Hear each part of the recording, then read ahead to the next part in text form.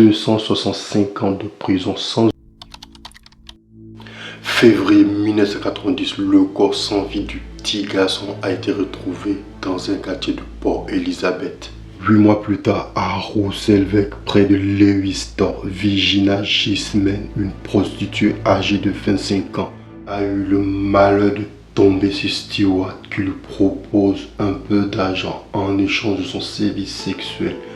Virginia accepte de suivre Stewart Weekend ce soir-là, va vivre un véritable calvaire.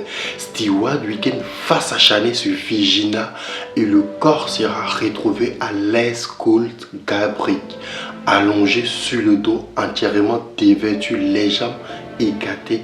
Elle a été abusée sexuellement, mais ensuite a été étranglée d'une extrême violence avec l'un de ses vêtements qui lui sont restés profondément incrustés dans la chair de son cou.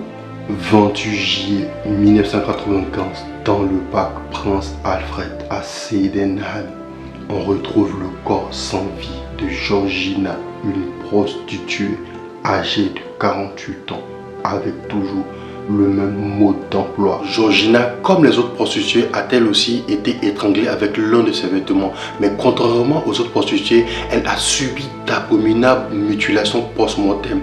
Stewart Weekend lui a infligé plusieurs coups de couteau, mais a aussi retiré toutes ses parties intimes. Faut comprendre que jusque-là, nous avons des corps des victimes, mais nous n'avons pas encore de suspects.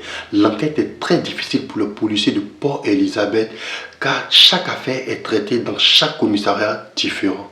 Faut savoir aussi qu'à cette époque-là, il n'existait pas de communication centralisée entre les commissariats de la ville. À ce stade-là, Stewart Weekend prend de la confiance, il arrive à assouvir ses pulsions sexuelles et morbides, il ne va donc pas s'arrêter là. Stewart Weekend va continuer de tuer de sang-froid des jeunes adolescents, mais aussi des prostituées. Il déteste les prostituées, il a de la haine envers elles. Il a dit lui-même lors de ses aveux. Au total, il a fait 9 victimes, dont celui de sa propre fille. En septembre 1995, Wayne Wilkins disparaît et quelques mois plus tard, son corps sera retrouvé totalement squelettique. Elle sera identifiée grâce à une radio dentaire.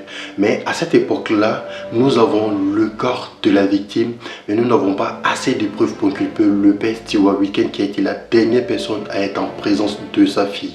Il a fallu attendre 2 ans, 2 bonnes années pour que enfant Stewart Weekend soit arrêté suite à la disparition d'Henry Beckers. La suite, vous la connaissez déjà. Stewart Weekend passera aux aveux et avouera tout ce meurtre. Concernant le meurtre de sa propre fille, Wayne Weekend, on peut ressentir de l'empathie pour ce tueur-là. Wayne Weekend était issu de son premier mariage et Stewart Weekend aimait vraiment sa fille. Plusieurs témoins affirment que Stewart Weekend était un excellent père et qu'il avait de l'attention pour ses enfants, même s'il a moins vécu avec tous ses enfants. Pourquoi a-t-il tué sa propre fille? Peut-être parce qu'il pensait pouvoir la sauver des abus sexuels dont lui-même a été victime dans son enfance. Elle avait à peine 10 ans. Stewart Weekend, lors de ses aveux, dira ceci. J'ai pensé en moi. Pourquoi mon enfant doit-il vivre une telle vie comme celle que j'ai vécue? J'ai senti une grande douleur et j'ai dit, Dieu, aujourd'hui tu devras me pardonner, mais je vais t'envoyer l'âme de mon enfant. Je me suis rappelé tout ce que j'ai vécu durant mon enfance, alors je l'ai attrapé, puis je l'ai étranglé. Stewart Weekend, après avoir étranglé sa propre fille, il gardera le corps de sa fille près de lui, même quand elle est totalement squelettique. Il avouera aux enquêteurs ne pas avoir abusé sexuellement de sa fille. Vrai ou pas, cela n'a pas été vérifié. Ensuite, il conduira les enquêteurs sur les scènes du crime à la recherche des corps. Si ces images vous intéressent, vous trouverez bien sûr dans le livre de Stéphane Bougon, comme je vous l'ai dit en tout début. Nous allons maintenant passer au procès. Le 3 février 1997 s'ouvre le procès. Il sera accusé de 10 chefs d'accusation de meurtre et de 5 chefs d'abus sexuels. L'avocat chargé de la défense de Stewart, Maître Gribek Moore, va contester 3 chefs d'accusation de meurtre et 3 chefs d'accusation d'abus sexuels. L'avocat estime qu'il n'a pas suffisamment de preuves qui le relient directement à ces meurtres-là, même si Stewart Wilkins a avoué être l'auteur de tous ces crimes. La défense va donc s'appuyer sur la thèse de la folie mentale qui reste la seule opportunité de Stewart Wilkins. Pour cela, une très grande profileuse du pays, le docteur Mickey Pistorius, sera chargée d'évaluer la santé mentale de Stewart Wilkins et elle avouera ceci. Lorsque je lui ai parlé, c'est l'enfant lui qui m'a répondu. Stewart était la victime lorsqu'il a été violé.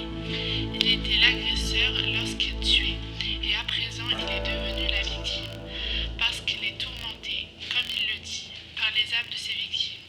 Une fois, il a découpé les seins d'une de ses victimes, une prostituée, et les a mangés.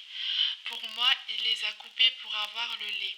Cela symbolise le besoin d'amour et d'affection qu'il n'a jamais eu. Pour finir, elle déclare que les chances de rétablissement de Stewart Wilkins sont quasi nulles. Au vu des aveux recueillis lors des différents interrogatoires et des preuves à son encontre, Stewart Wilkins sera reconnu coupable de 7 chefs d'accusation de meurtre et de 2 chefs d'accusation d'abus sexuels par le juge Chris Jazen. Le 20 février 1998, il sera condamné à 265 ans de prison sans aucune possibilité de libération conditionnelle. Il échappe à la peine de mort juste parce qu'en 1998, il n'existait plus la peine de mort en Afrique du Sud. Il sera alors incarcéré à l'établissement pénitentiaire de St. Albans. Et pour la toute première fois depuis plus de 32 ans, il va rencontrer enfin sa mère biologique et sa sœur. Tristement, c'est ainsi que s'achève notre affaire Stewart Wilkins. Si vous avez regardé la vidéo jusqu'à la fin, dites-moi ce que vous en pensez vis-à-vis de Stewart Wilkins en commentaire concernant la mort de sa fille ou des actes qu'il posait à rencontre des prostituées, de toute l'affaire. N'hésitez pas à m'écrire en inbox si vous avez des affaires que vous voulez que je traite là-dessus. Si ce, je vous dis bye, à bientôt pour une nouvelle affaire criminelle.